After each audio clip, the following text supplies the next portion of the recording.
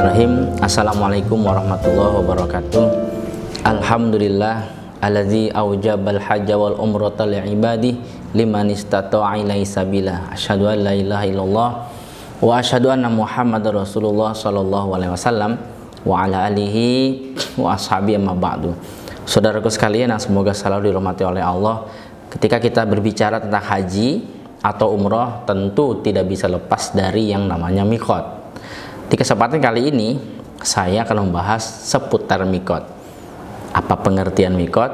Apa saja miqat itu? Di mana miqat itu, dan hal-hal terkait tentang miqat.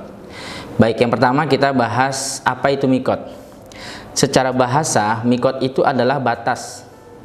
Secara istilah, artinya adalah tempat atau waktu yang ditetapkan oleh Nabi Muhammad SAW sebagai tempat atau waktu untuk memulai haji atau umroh, atau untuk berkeadaan ihram. Tadi saya bicara tentang tempat atau waktu. Berarti miqat itu nanti dibagi dua ya. Kalau miqat tempat dikenal dengan miqat makani. Kalau miqat waktu itu dikenal dengan miqat zamani. Untuk miqat zamani mungkin di kesempatan ini tidak saya bahas, karena untuk membahas miqat makani saja sudah agak lumayan. Jadi mungkin di kesempatan kali ini saya akan bahas tentang miqat makani, yaitu miqat tempat. Kita lihat sekarang macam-macam miqat ya. Yang miqat makani itu jadi pengertiannya adalah tempat dimulainya ibadah haji atau umroh yang telah ditetapkan oleh Nabi Muhammad SAW. Nah, terkait dengan miqat makani, orang yang melaksanakan haji dan umroh itu terbagi menjadi dua. Yang pertama ada orang-orang yang bertempat tinggal di Mekah, dan orang-orang yang bertempat tinggal di dalam miqat. Berarti di antara Mekah dan di antara miqat ya. Terkait dengan miqat makani, orang yang melaksanakan haji dan umroh itu terbagi menjadi dua. Yang pertama itu adalah orang-orang yang bertempat tinggal di Mekah, dan orang-orang yang bertempat tinggal di dalam miqat. Di dalam miqat itu maksudnya di antara Mekah dan miqat. Jadi di Mekah ini miqat. Nah, tinggalnya itu di antaranya. Nah, orang-orang yang bertempat tinggal di Mekah, maka miqatnya adalah ya kota Mekah itu sendiri, dan memulai ihramnya dari rumahnya masing-masing. Dan orang-orang yang bertempat tinggal di antara Mekah dan miqat, ya berarti kan masih tetap di dalam miqat, seperti orang-orang yang bertempat tinggal di Jeddah, itu mereka memulai ihramnya juga dari rumah masing-masing. Yang pertama. Adapun yang kedua, orang-orang yang bertempat tinggal di miqat dan daerah di luar miqat. Bagi mereka mempunyai 5 miqat. Yang pertama itu adalah namanya Zulhulaifah, atau dikenal dengan Bi'ru Ali. Jauhnya dari Mekah itu adalah kurang lebih 408 km ya, dari Mekah. Ini kalau dengan Madinah ya sangat dekat. Nah, Bir Ali adalah miqatnya ahli Madinah, makanya sangat dekat dengan Madinah. Jadi kalau kita mau ihram dari Madinah nih, berarti kita mungkin sudah siap-siap dengan pakaian ihramnya, sudah mandi junub, kemudian kita menuju ke Bir Ali dari Madinah ya. Dan juga orang-orang yang bukan penduduk Madinah, tapi untuk ke Mekahnya mereka melintas di Madinah.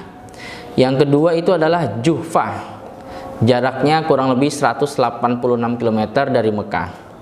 Juhfah ini sekarang menjadi puing-puing, tidak seperti Bir Ali. Maka tempat ihramnya adalah di Robi, tempat yang berada sebelum Juhfah, tapi sangat jauh dengan Juhfah. Tempat ini menjadi miqatnya penduduk Syam, Suriah, Lebanon, Yordan, Palestina, Mesir, Sudan, Maghribi, atau disebut dengan Maghribi itu julukan Maroko ya, dan negara-negara Afrika yang melalui tempat ini dan tidak lewat Madinah. Yang ketiga ada Yalamlam, jauhnya dari Mekah itu kurang lebih 120 km. Yalamlam ini menjadi tempat miqatnya penduduk Yaman dan orang-orang selain penduduk Yaman yang melintas Yalamlam, seperti Cina, India, Malaysia, termasuk kita, Indonesia, dan negara-negara lain dari Asia Tenggara yang melintas tempat ini atau melewati tempat ini. Kalau kita Indonesia itu melintas di atasnya ya. Berarti ini khusus yang direct biasanya. Direct langsung umroh, maksud saya langsung ihram, tidak ke Madinah dulu, dari Jeddah itu langsung ke Mekah, maka ihramnya, mikotnya adalah di Yalamlam. Keempat itu ada namanya Qornal Manazil, sekarang disebut Al-Sail. Jauhnya dari Mekah itu kurang lebih 75 km. Qornal Manazil ini menjadi mikotnya penduduk Najd atau Riyadh, dan selain penduduk Riyadh yang melintas atau melewati tempat ini termasuk orang-orang Iran, Irak, dan lain-lain. Ketika Anda umroh biasanya ada paket ke Taif. Nah, di Taif itu udah nggak jauh dari Qornal Manazil. Biasanya ketika ada paket ke Taif, umroh, lalu mau umroh lagi, ya mau umroh ambil mikot, maka bisa mampir ke Qornal Manazil, karena dengan Taif itu tidak terlalu jauh, dekat ya, sambil pulang ke Mekah maka mampir dulu di Qornal Manazil. Ada lagi nomor 5 itu Zatu Irkin. Dengan Mekah ini jaraknya kurang lebih 100 km. Ini adalah mikotnya penduduk Irak. Adapun dalil yang menjadi dasar tentang mikot-mikot tersebut, ya ada 5 mikot, adalah di dalam hadis Bukhari. An Ibnu Abbas radhiyallahu anhuma qol inna nabiyya sallallahu alaihi wasallam wa qata li ahli Madinah Zal Hulaifah wa li ahli Syam Al Juhfah wa li ahli Najd Qornal Manazil wa li ahli Yaman Yalamlam hunna lahunna wa liman ata alaihinna min ghairihinna mimman aradal hajja wal umrah wa man kana duna zalika famin haitsu ansha'a hatta ahlu Makkah mim Makkata. Itu dalilnya ya. Kalau artinya kurang lebihnya gini. Nabi menentukan, kata Ibnu Abbas, Nabi menentukan mikot bagi penduduk Madinah di Zulhulaifah, penduduk Syam di Juhfah, Najd di Qornal Manazil, Yaman di Yalamlam. Mikot-mikot itu untuk penduduk kota-kota tersebut, dan untuk selain penduduk kota tersebut yang melewati mikot dari orang-orang yang menghendaki haji dan umroh, maksudnya ihram itu. Barang siapa yang berada di antara mikot dengan Mekah, maka dia berihram dari tempat dia memulai ihram sampai atau sehingga penduduk Mekah ya ihramnya dari Mekah. Ada banyak dalilnya, tapi saya hanya cukup baca satu saja karena ada bahasan yang penting juga, yaitu tentang hukum-hukum yang terkait dengan mikot makani atau mikot tempat yang tadi sudah saya sebutkan. Yang pertama, orang yang menghendaki haji atau umroh itu wajib niat ihram di mikot yang dia lewati, baik melalui jalur darat maupun jalur udara. Sehingga meskipun berada di dalam pesawat, ya tetap berkewajiban niat ihram ketika pesawatnya melintas mikot. Adapun mandi jinabat dan sholat 2 rakaat di mikot itu boleh dilakukan, boleh tidak, karena kedua amalan itu hukumnya sunnah. Jika mandinya dilakukan sebelum naik pesawat juga boleh. Pakaian ihram laki-laki bisa dikenakan sebelum naik pesawat atau di dalam pesawat sebelum melewati mikot ya. Jika memang kita melintas mikot nanti di atas pesawat karena direct dari tempat negara kita langsung untuk menuju Mekah, tidak ke Madinah dulu, tapi tujuan utamanya atau pertamanya adalah di Mekah, maka otomatis mikotnya adalah di atas pesawat. Biasanya kita akan melintas di Yalamlam kalau itu pesawatnya direct, nggak ada transit ya. Maka bisa kita mandi jinabatnya dari rumah sebelum berangkat, lalu menggunakan kain ihramnya. Biasanya ada 2 sih, bisa di atas pesawat kira-kira 3 jam 4 jam sebelum melintas mikot, jika memang memungkinkan ya di atas pesawat itu ya. Tapi kalau nggak memungkinkan ya maka bisa di bandara sebelum naik pesawat dia sudah memakai pakaian ihram, tapi memang agak repot, tapi nggak apa-apa, memang seperti itu. Nah, nanti ketika sudah melintas di mikot ya tinggal mengucapkan labbaik Allahumma umrotan. Kalau untuk umroh langsung menyebut umrot, labbaik Allahumma umrotan, ambil ihram, dan tanpa harus sholat sunnah 2 rakaat, karena kalau tetap memaksa untuk sholat sunnah 2 rakaat ya, biasanya selesai sholat sunnah itu sudah lewat mikotnya. Karena sedangkan kita mengucapkan kalimat ihramnya itu tepat di atas mikot yang sedang kita lewati itu. Kemudian hukum yang kedua, barang siapa yang melewati mikot tidak mengucapkan niat ihram, maka dia wajib kembali ke mikot dan niat ihram di mikot. Contoh, dari Madinah harusnya mampir Bir Ali, kelupaan, bablas, kelewatan. Tengah perjalanan, loh iya, belum mengucapkan kali ini mikot, niat ihram di mikot nih, ya sudah balik ke Bir Ali lagi, nggak ada masalah. Tapi jika tidak memungkinkan kembali ke mikot, ya maka boleh niat setelah melewati mikot. Tapi dia berkewajiban untuk menyembelih dam, minimal kambing. Yang lupa itu biasanya ya nggak bisa kembali ya, di pesawat itu sulit kembali, seorang di atas pesawat kok. Maka nanti dia ketika sadar melewati mikot, bablas dan tidak bisa kembali, silakan langsung labaik Allahumma umratan, tapi nanti bayar dam ya, karena dia telah meninggalkan salah satu amalan wajib, makanya kena dam. Jika tidak mampu menyembelih dam, maka silakan puasa 10 hari. Nah, lumayan juga nih puasa 10 hari ya. Dalilnya dalam Rawu Ishaq bin Rahawi itu an Ibni Abbas qol iza jawaza al-waqta falam yuhrim hatta dakhala Makkah raja'a ilal waqti fa ahrama fa in khasyiya in raja'a ilal waqti fa innahu yuhrimu wa yuhiru wa yuhriku lidzalika daman. Dari Ibni Abbas dia berkata, ketika seseorang melewati mikot belum niat ihram sampai masuk Mekah, maka dia kembali ke mikot lalu berihram. Oke, tapi jika dia khawatir untuk kembali ke mikot, maka dia berihram dan mengalirkan darah, maksudnya menyembelih dam. Karena demikian itu niat ihram setelah melewati mikot ya, jadi dia menyembelih damnya itu dikarenakan dia ihramnya setelah melewati mikot. Yang ketiga, barang siapa yang melintas mikot tanpa niat ihram, lalu dia kembali ke mikot dan berihram di mikot, maka dia tidak berkewajiban menyembelih dam. Jadi nggak ada niat ihram sama sekali, kemudian tiba-tiba sudah jauh, mendingan saya mau ke Mekah sekalian aja deh, umroh aja. Ya udah balik lagi akhirnya ke mikot. Dia melaksanakan mikot, niat ihram di mikot, kemudian baru jalan lagi ke Mekah. Itu nggak apa-apa, boleh-boleh saja.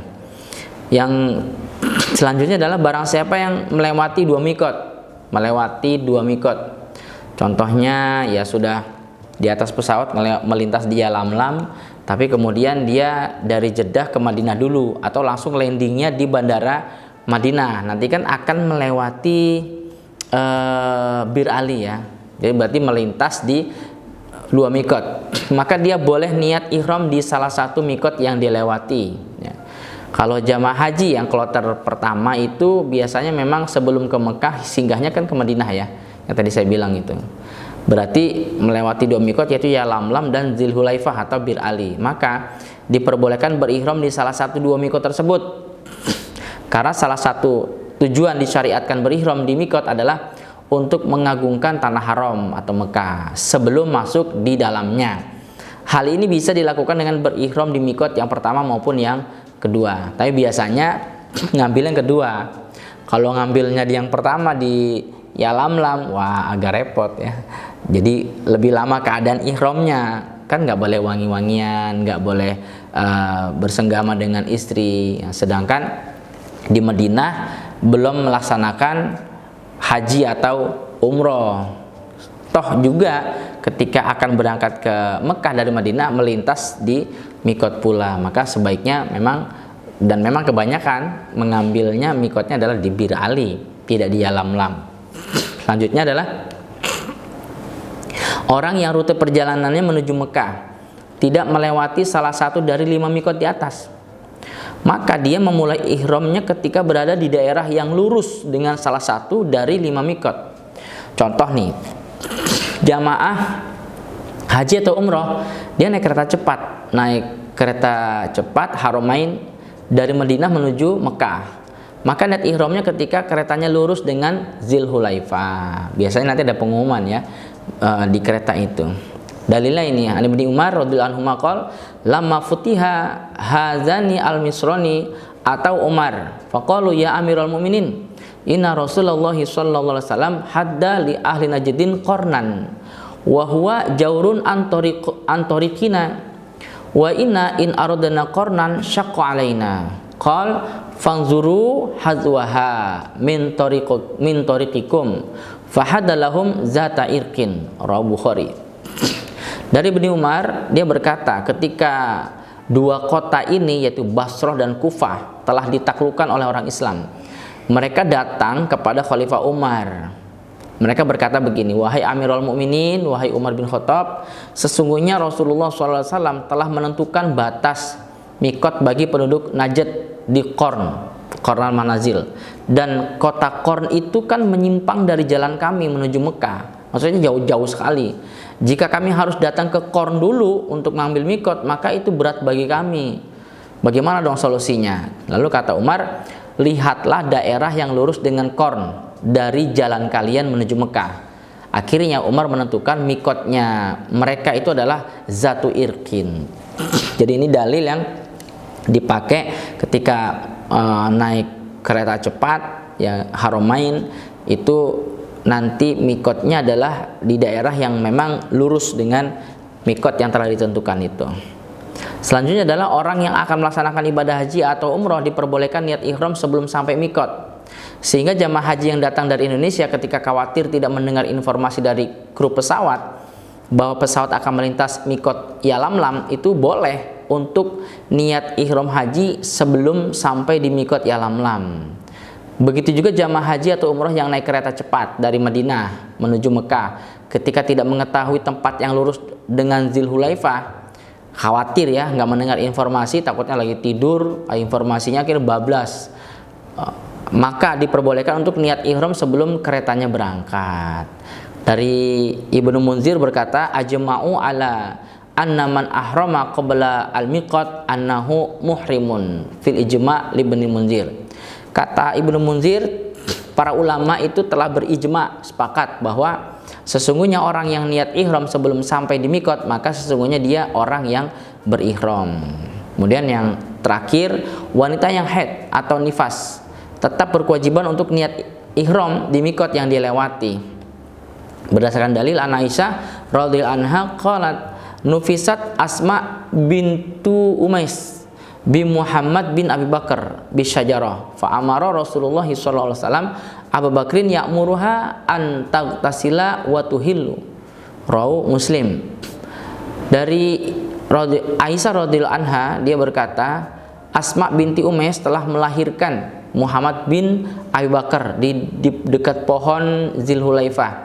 Lalu Nabi memerintahkan kepada Abu Bakar agar menyuruh Asma untuk mandi dan niat ihram. Ya, adapun nanti sudah sampai di Masjidil Haram ya tidak boleh masuk masjid, tidak boleh tawaf karena keadaannya sedang nifas atau haid. Tapi dia menunggu sampai bersih. Sambil menunggu bersih itu dia bisa melakukan ibadah-ibadah yang lain. Begitu sudah bersih, sudah suci, baru bisa masuk masjid. Nah, itu demikian tentang letak-letak mikot dan hukum-hukum terkait dengan mikot makani. Semoga bermanfaat dan mohon maaf atas segala kekurangan. Assalamualaikum warahmatullahi wabarakatuh.